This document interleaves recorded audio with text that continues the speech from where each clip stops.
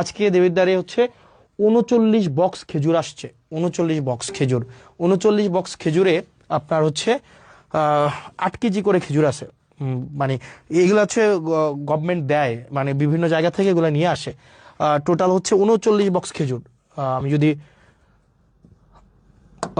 ৩৯ box খেজুর ৩৯ × ৮ তাহলে কয় কেজি খেজুর? ৮ নং ৭২-এর ২ হাতে আছে ৭, ৩ ৮ = ২৪, সাথে হচ্ছে ৩১, ৩১২ কেজি খেজুর আসছে। ভুল হয়েছে নাকি? ঠিক আছে না? হ্যাঁ, ৮ নং ৭২-এর ২ ৭, ৩ ৮ = ২৪, সাথে ৩১, হ্যাঁ ঠিক আছে।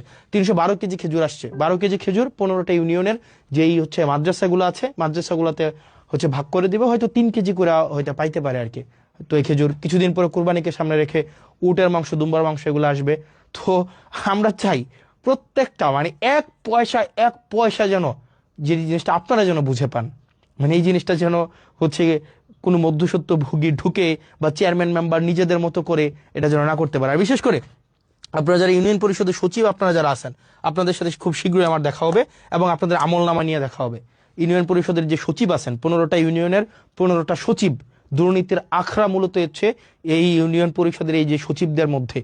তো আপনারা চেষ্টা করেন, সারাদিন পরিশ্রম করেন, আপনাদের চেষ্টা পরিশ্রম সেগুলোকে আমরা সম্মান জানাই, কৃতজ্ঞতা জানাই। একই সাথে সাথে আপনাদের বিরুদ্ধে যে অভিযোগগুলো আছে আমরা চাই এই অভিযোগগুলো আপনাদের বিরুদ্ধে না থাকুক। কারণ